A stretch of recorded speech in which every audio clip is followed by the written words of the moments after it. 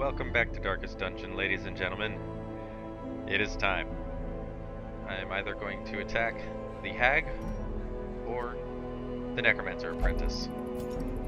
We have ourselves a pretty competent team of level 2s to choose from, so we will be choosing people that will be best fit for this job. But first, let's unequip our trinkets, check the stagecoach. Okay. I don't have any slots available for a highwayman anymore, plus we have 3 of them anyway. I might be able to use another jester, but I don't want to use up that 15th slot for a jester.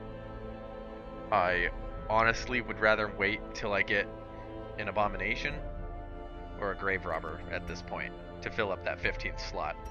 And I don't have enough heirlooms with which to upgrade my hero roster size, so no new people this week. We still have to take Alex out sometime soon, but we're fighting a boss this week, so I will have to take Alex out at a later date. We've got Glenn in the infirmary for something. I believe we committed him to that last week, but he wishes to remain in prayer. So sadly we can't bring Glenn along on this.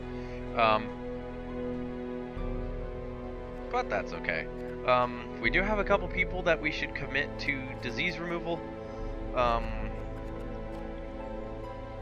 So let's go into the sanitarium and see what we can do about that. Hysterical blindness and the red plague. I honestly think that kleptomaniac is a little bit more high priority than the red plague.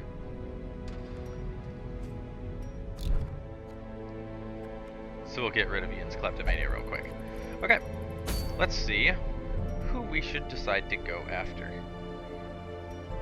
So Necromancer Apprentice will give us the restraining padlock, and the Hag will give us a Hell's Hairpin.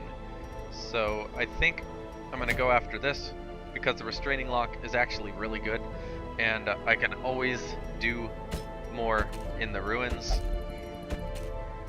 So I'm gonna bring Erik along. I'm gonna bring KT along. Gotta bring Nataly. Nataly's a must. And I think I'm gonna toss Cody in here. Cody will be able to do a lot of condition damage to the front and back line.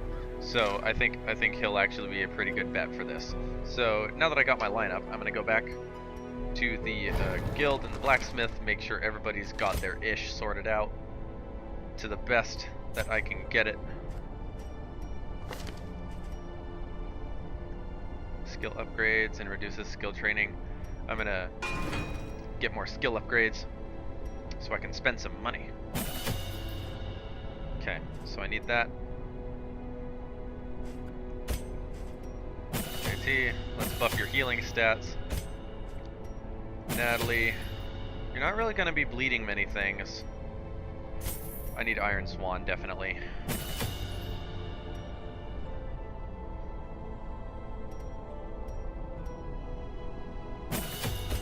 Alright, Cody, let's do that, and then we'll do that for ya.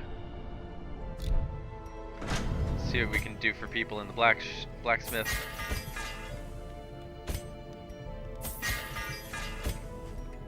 Alright, and we still have plenty of money with which to prepare for our quest. So let's get our trinkets sorted out.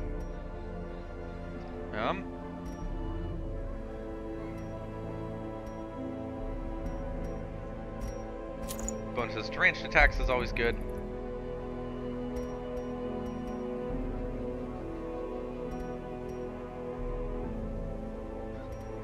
I'm gonna keep Erik's speed as fast as I can if I can help it, because he will have to move first for some of these.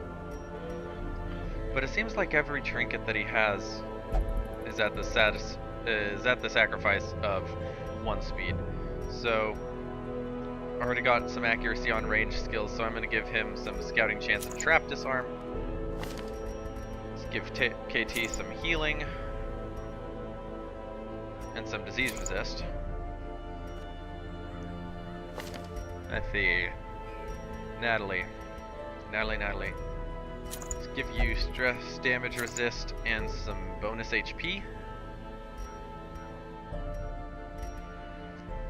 Either that, or I can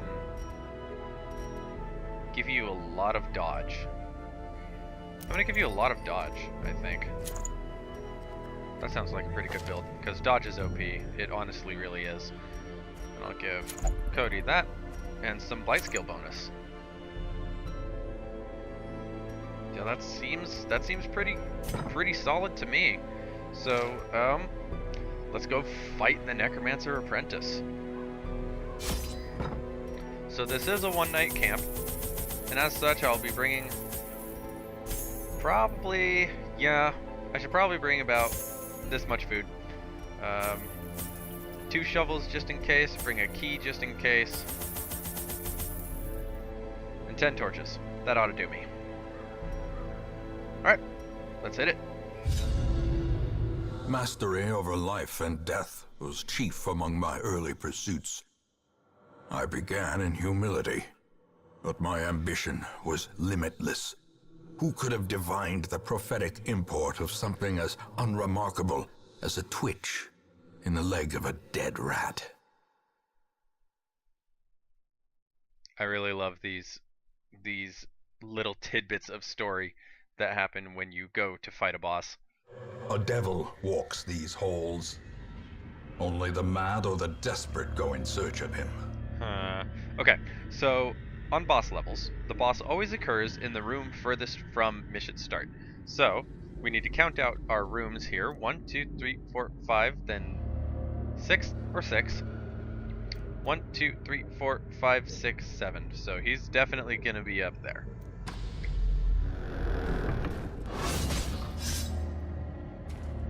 Mind that such missteps are the exception, and not the rule. I didn't have enough money for holy water. That's a shame. Those usually drop a lot of money. Oh boy. That's not good. Okay. Gotta move you back. You'll be pushed right back to the front anyway. Ugh. Man, I got all sorts of messed up on that. We're coming out to a really bad start here.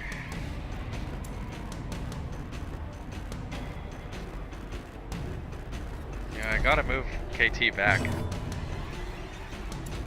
Let's attack our stress damage source here.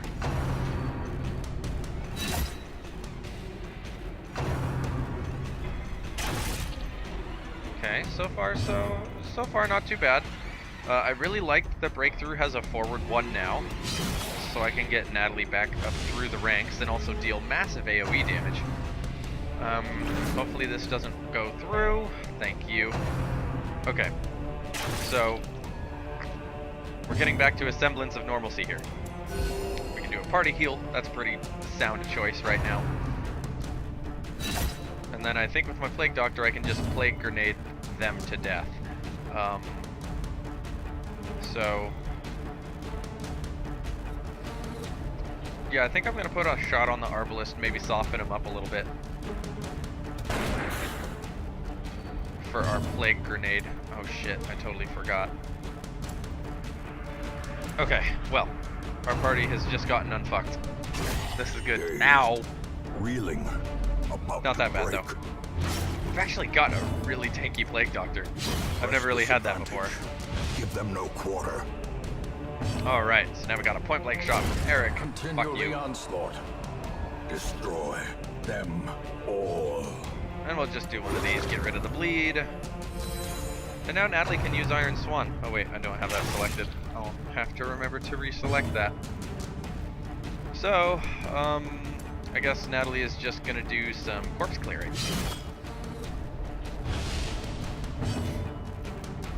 We'll do some more party healing. For getting shuffled around, the that particular engagement has not gone poorly.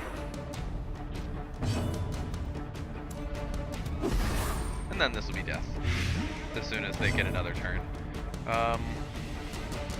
Don't really know what to do here. I'm just gonna start smacking things so that way we don't get stressed out from not moving. Gonna do a direct heal on Erik because he needs it most. And then the Arbalist should tick down if we don't kill him first anyway. Okay. Success so clearly in view. Or is it merely a trick of the light? Ornate sarcophagus, slightly ajar. I forget what type of curio here. It's probably holy water, so I'm just gonna take a risk on it. Alright, well, not bad. At least it wasn't a trap. Okay, so we do have 2 shovels. We will be needing one here. Even the cold stone seems bent on preventing passage. Let's grab up that money. No fight in this room. There will be a fight in the next room. What's our trap chance? 110%. Easy.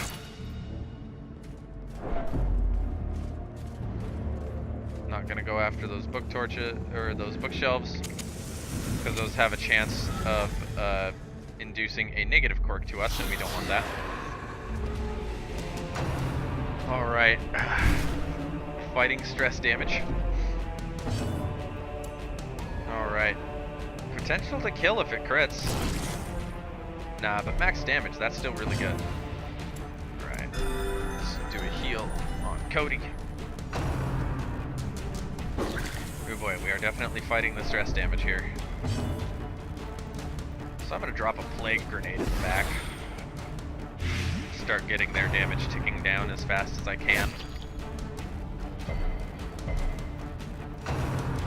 And then I think Nataly's gonna go for the guaranteed kill on the Axeman.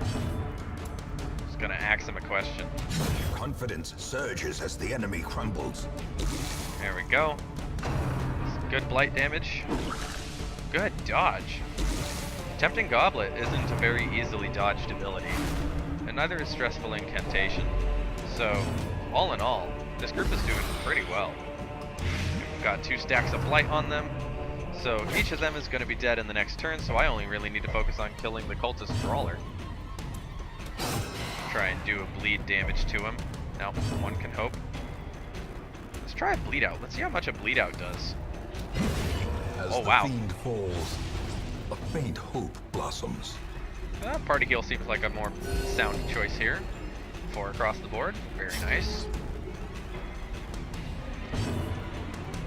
And then, well, I don't really need to worry about these guys very much.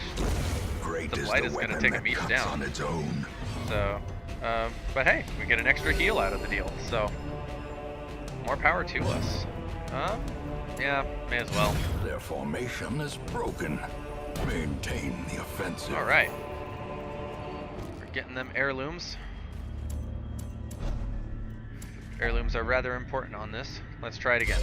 All right, completely empty. Better than a trap. Not gonna really waste time with books. I don't deem the... Oh god. We're getting surprised all over the place. I don't really deem the risk of using those books worth the potential reward. Good dodge. Alright, so I'm gonna do this. Open up Erik to a point blank shot in the next round. Nataly's gonna do a breakthrough to move up through the ranks as soon as she gets to move. Jesus. Why are all these guys so fast? We'll just do a party heal. Get a few people topped up. Couple kills here, very nice. And now we're just down to the 2 Arbalists, the ranged damage dealers.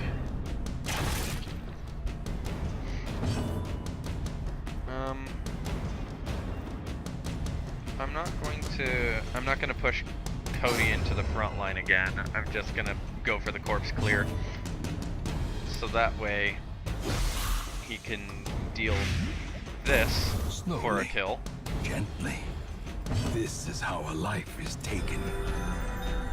So even though we've had these surprise rounds, they've been working out pretty well for us just for the fact that our party is really flexible.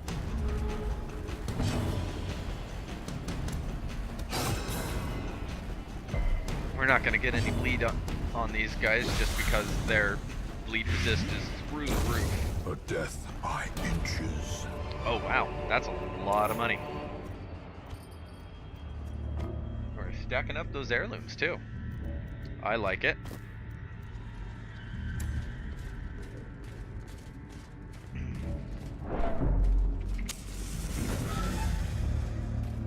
Okay, so what I usually do is I get to the room before the boss battle and then go for the camp.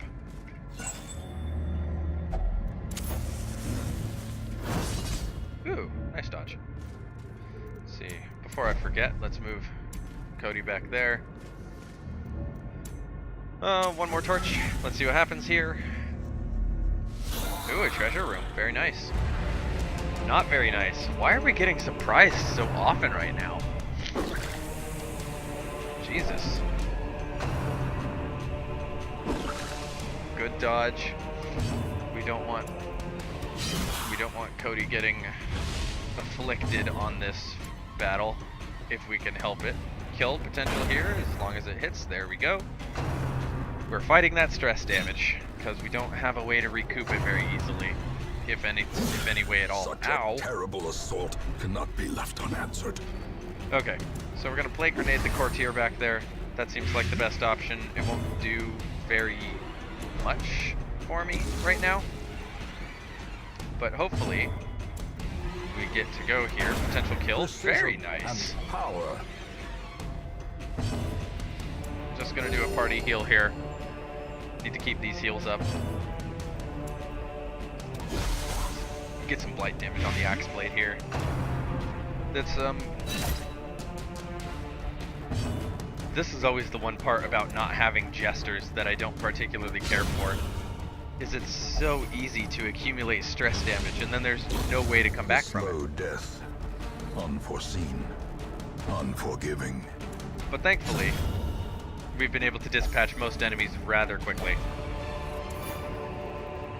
As victories mount, so too will resistance. Alright, time to get everybody back in order here. There we go. We haven't even had a single hunger proc, and we get to use our key now. And we get a key back. Boy. I can't very feasibly get rid of any of this. So I'll sit out on the extra 250 gold. See what kind of scouting we get. There's another treasure room up there. Yeah, my party's actually in pretty good shape. I'm gonna go for the treasure before the boss battle. No holy water, so I can't do that. Got a hallway battle. We're not caught by surprise. That's out of the usual. I like it. I can dig it. We're gonna do a self-heal here.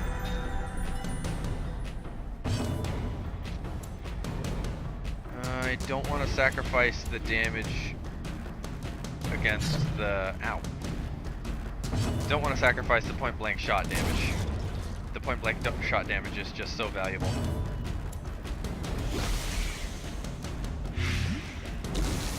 Alright, he's down to 1 HP. And we resisted the blight. Very nice.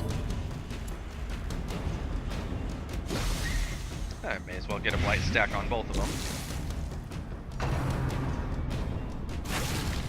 Alright, so now our Weber, or our Biter, Spitter, is dead. Erik gets to take a little break. And we do a crit on a spider that has 1 HP remaining. Be wary. Triumphant pride precipitates a dizzying fall. Before I forget, I need to give Nataly Iron Swan. Bleed out is okay. I'd much rather have Iron Swan because of our boss battle coming up. And besides, she's got frontline attack with The match is struck. with her wicked hack A anyway. blazing star is born. Alright, so this is a good course of action. We get another place to use our key, and it's immediately a 3v4. We've got an advantage. And the AI is choosing not to target our stressed people, which I can really appreciate. I would appreciate slightly larger heals, but, you know, what can you do?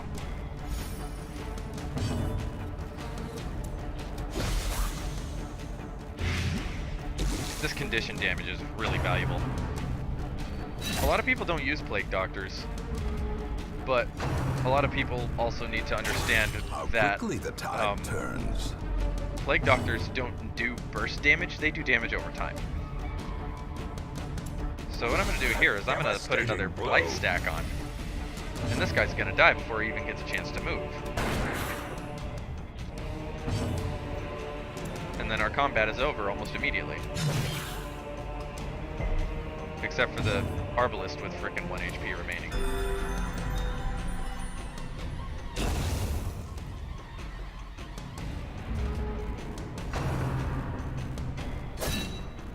Okay, Bayonet Chop does not do a lot of damage. Thank you very much. Seize this momentum. Push on to the task's end. I would really like to make room for those busts. What's our map look like? We don't know if we're gonna need our shovels. So I'm gonna make the party eat a bunch of food.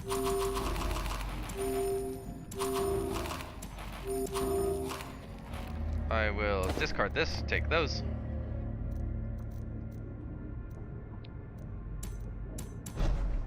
We will have our key. Take all the money. Shuffle these guys around. Just in case we get an ambush tonight. And we camp. Circle in the dark. The battle may yet be won. Stress relief is always good.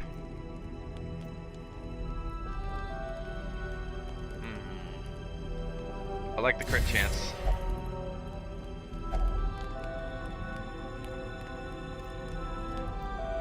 Okay. Plus 10 accuracy and plus 10 dodge. Dodge 23, dodge 13. I like the idea of using the accuracy and dodge here, because Erik can definitely use that crit chance. And then clean guns, that's always a must. And now we will just encourage whoever is more stressed. There we go. And time to rest.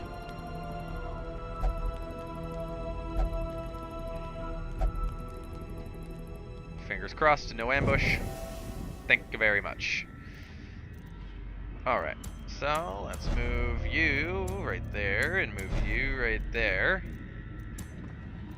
And we shall set out to fight the Necromancer Apprentice.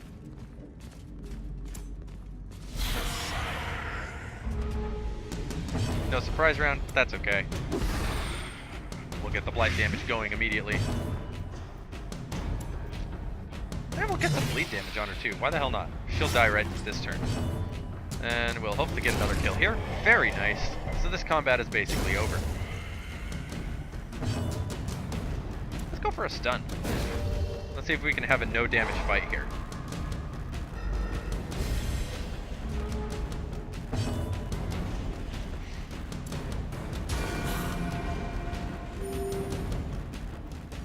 Ah, one can hope. Oh, we still might have the no damage fight. Yeah. There we go. Very nice. No hits at all. This expedition at least promises success. Alright, here we go. Necromancer Apprentice. Pop one last torch. The promise of safety. Nobody needs to eat any food. Here we go. Towering, fierce, terrible. Nightmare-made material. I forgot to give Erik the front spot, but that's not gonna matter. I would much rather... How much bleed resist does he have? Only 20%. let's get some bleeds on him while we can.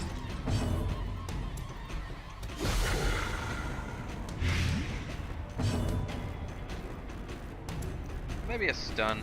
He's got 75% stun resist. It's worth a shot. Yeah. One can hope. Let's get some more bleed on him. There we go. We've already got 4 damage of each blight and bleed. So far so good. We're definitely going to get a lot of sustained damage here.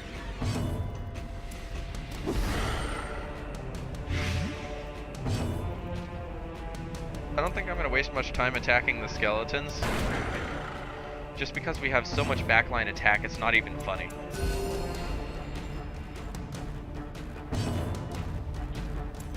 Let's get some more of that bleed damage. Get a lot of that bleed damage. We're up to 14 damage per turn on the Necromancer. Like, this is going to be over so quickly.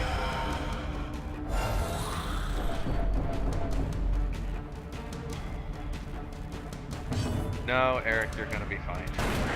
You're not gonna be stabbed in the back by an ally. You're crazy.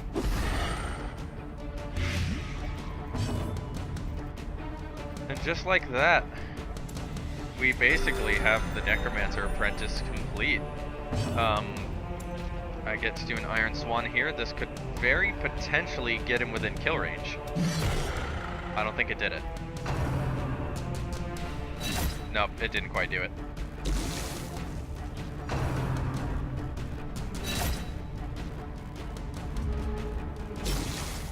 But we pretty much don't need to worry about him anymore. Now we can spend time clearing these front corpses. Let's try the AoE damage. Let's see how well this does. Okay. That's actually not bad. Let's do a party heal.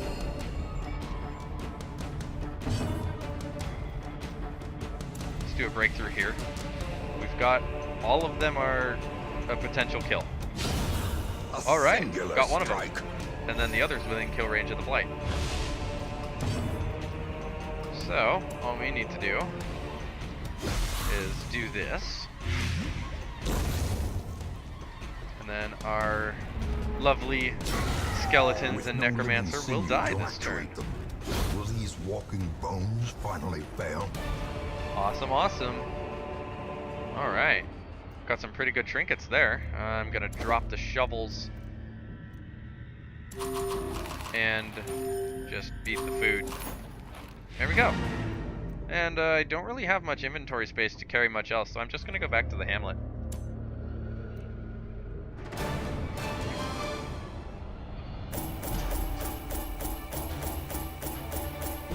And just like that, ladies and gents, we have defeated the first boss, and it is only week 10. So we will come back to the hamlet with a bunch of gold, a bunch of heirlooms, and some very, very happy townspeople. Let's see what kind of diseases we got here. Hysterical, blindness, bulimic, fragile, nocturnal, and faithless. These are a lot of things that I'll have to rectify in the coming weeks through the sanitarium, but for now I don't think they're going to be too much of an effect on the party. In time, you will know the tragic extent of my failings. Alright, there we have it. We have defeated the Apprentice Necromancer, and Ian is no longer a kleptomaniac. So, what a successful week. That was a sweet ass boss battle. I couldn't have really asked it to go any better than that. So, thank you all for joining me on this episode of Darkest Dungeon, and I hope to see you all next time. Thank you very much, and I'll talk to you later.